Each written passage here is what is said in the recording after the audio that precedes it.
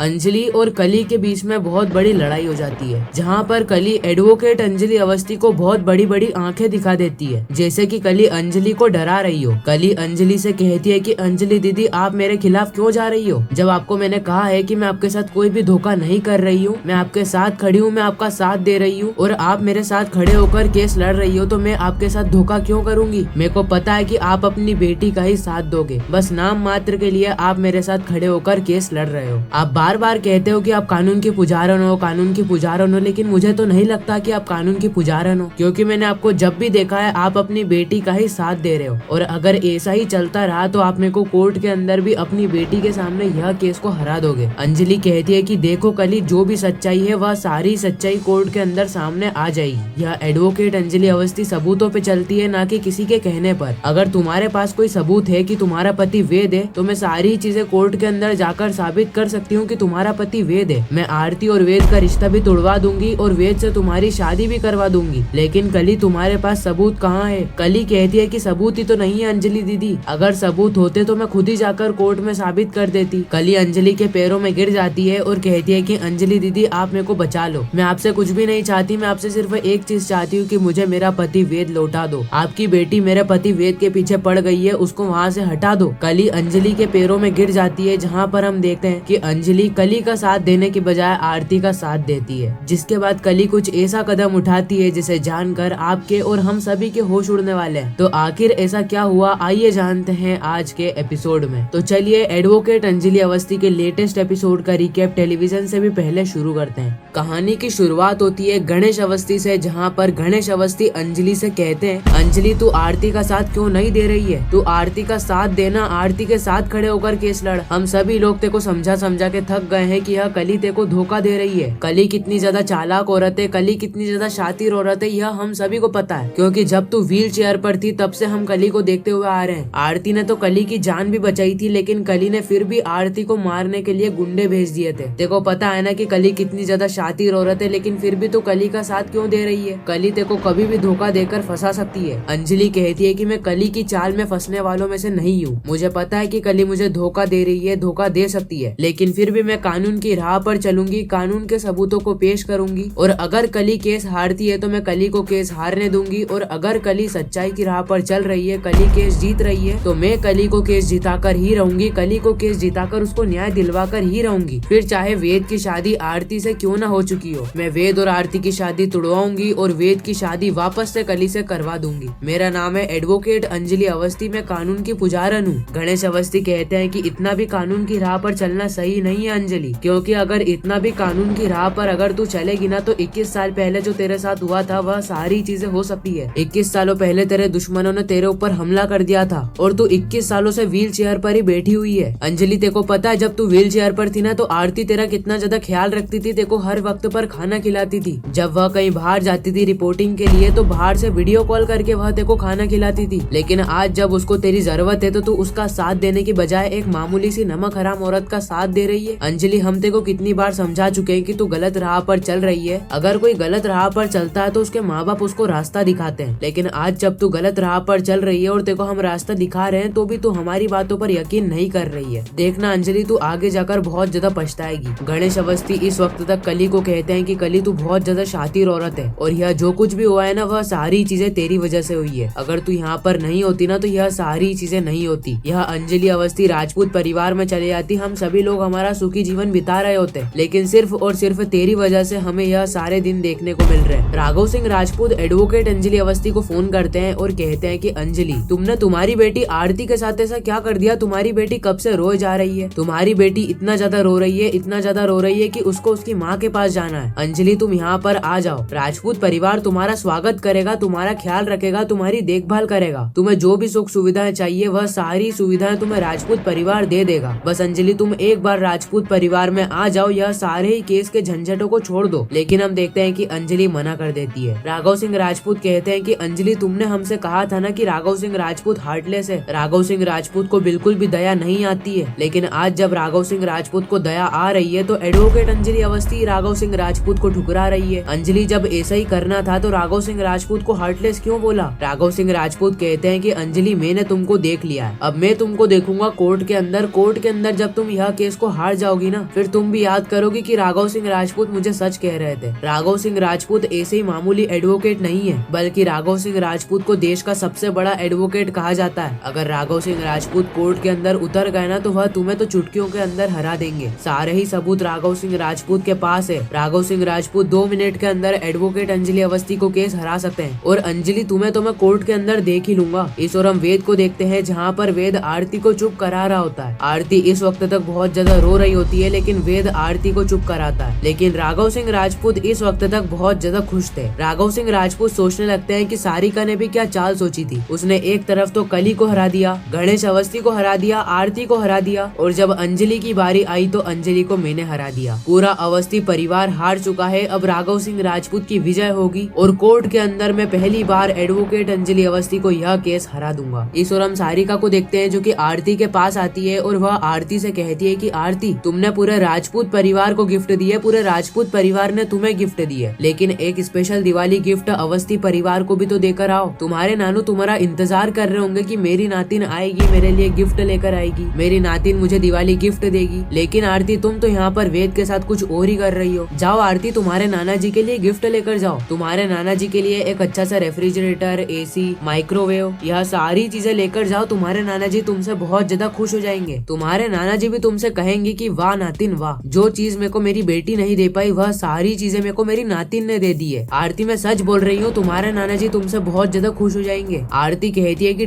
ठीक है, मैं यह सारी चीजें लेकर चले जाऊंगी। आरती वेद से कहती है कि चलिए वेद, अपन शॉपिंग करने चलते हैं। आरती वेद को लेकर शॉपिंग करने चले जाती है। इस और हम गणेश अवस्थी को देखते हैं, जहाँ पर गणेश अवस्थी सुबह सुबह की चाय मांग रहे होते हैं। लेकिन पद्मा कहती है कि मौसा जी, यहाँ पर दूध ही फट चुका है, यहाँ पर चाय कैसे बनेगी, क्योंकि जो फ्रिज के अंदर दूध रखा था वह फ्रिज तो चल ही नहीं रहा था। पता नहीं यह 25 साल पुराना फ्रिज किस तरीके से चल रहा है, कभी चलता है कभी बंद हो जाता है। अभी 3 दिन पहले तो चल रहा था, पता नहीं 2 दिन से इसको क्या हो गया, यह बंद पड़ गया है। गणेश अवस्थी कहते हैं कि अरे पद्मा, अब मैं क्या करूँ, हम सभी लोगों के पास इतना पैसा नहीं है कि हम नया फ्रिज ला सके। पद्मा कहती है कि ठीक है मौसा जी, मैं आपके लिए बाहर से चाय लेकर आती हूँ। उसी वक्त हम देखते हैं कि आरती आ जाती है रेफ्रिजरेटर लेकर। आरती कहती है कि नानू, आपको बाहर जाने की जरूरत है ही नहीं, क्योंकि नानू अब आपको घर बैठे चाय, नाश्ता, डिनर सब कुछ मिलेगा, क्योंकि आपकी नातिन आपके लिए लेकर आ चुकी है एक बढ़िया सा रेफ्रिजरेटर। इसके अंदर सारी चीजें ठंडी रहेगी, और तो और आपके लिए एक बढ़िया सा एसी, क्योंकि यहाँ पर गर्मी बहुत है ना, गर्मी के अंदर एसी तो लगता ही है, इसलिए आपके लिए बढ़िया सा एसी भी है, और खाना बनाने के लिए एक बढ़िया सा माइक्रोवेव भी लेकर आई हूँ। गणेश अवस्थी इस वक्त तक बहुत ज्यादा खुश हो जाते हैं, और वह नातिन से कहते हैं, वाह आरती वाह, लेकिन यह सारी चीजें तो बहुत ज्यादा महंगी होगी ना, इतना महंगा गिफ्ट हम नहीं ले सकते आरती। आरती कहती है कि नहीं नाना जी, अभी इन सभी चीजों पे ना जीएसटी कम लगता है, इसलिए हमें यह सभी चीजें बहुत ज्यादा सस्ते में पड़ी है। गणेश अवस्थी कहते हैं कि वाह आरती, फिर तो यह बहुत ज्यादा सस्ता होगा ना। आरती कहती है कि हाँ नानू, बहुत ज्यादा सस्ता है। गणेश अवस्थी सारी चीजों को ले लेते हैं। उसी वक्त वहाँ पर वेद आता है, जो कि गणेश अवस्थी के लिए एक बढ़िया सा ड्राई फ्रूट का डब्बा लेकर आता है। गणेश अवस्थी यह सारी चीजें देखकर बहुत ज्यादा खुश हो जाते हैं, और वह वेद को कहते हैं कि वेद बैठो ना। लेकिन उसी वक्त आ जाती है डायन, यानी कि एडवोकेट अंजलि अवस्थी। हम सभी लोग इसको डायन क्यों कह रहे हैं, यह तो हमें आने वाले एपिसोड में पता चलेगा। उसी वक्त वहाँ पर अंजलि आती है, और अंजलि वेद से कहती है कि वेद यहाँ पर नहीं बैठेगा। और आरती, यह सब क्या है, यह सब तुम हमारे लिए लेकर क्यों आई हो। आरती कहती है कि यह सभी चीजें आपके लिए दिवाली गिफ्ट है माँ। अंजलि कहती है कि यह सभी चीजें दिवाली गिफ्ट है या फिर दान है, तुम तुम्हारे गरीब नानू को यह सारी चीजें दान में देने आई हो क्या। हमें भी पता है कि हम गरीब है, लेकिन इतने भी गरीब नहीं है कि हम किसी से दान ले, और वो भी राजपूत परिवार से दान ले, यह तो बिल्कुल भी नहीं हो सकता। अंजलि कहती है कि माँ, यह सभी चीजें मैंने लेकर आई है, यह सभी चीजें मेरी तरफ से आप सभी के लिए। लेकिन अंजलि यह सभी चीजें लेने से मना कर देती है। लेकिन गणेश अवस्थी यह सारी चीजें रखने के लिए बहुत ज्यादा तैयार थे, क्योंकि गणेश अवस्थी ने आज से पहले कभी भी इतना बड़ा फ्रिज, इतना अच्छा माइक्रोवेव, इतना बड़ा एसी कभी भी नहीं देखा था। खैर, इसी के साथ यह खूबसूरत सा एपिसोड यहीं पर ही खत्म हो जाता है। बाकी मैं मिलता हूँ किसी नेक्स्ट इंटरेस्टिंग वीडियो में किसी नए टॉपिक के साथ। जब तक के लिए गुड बाय।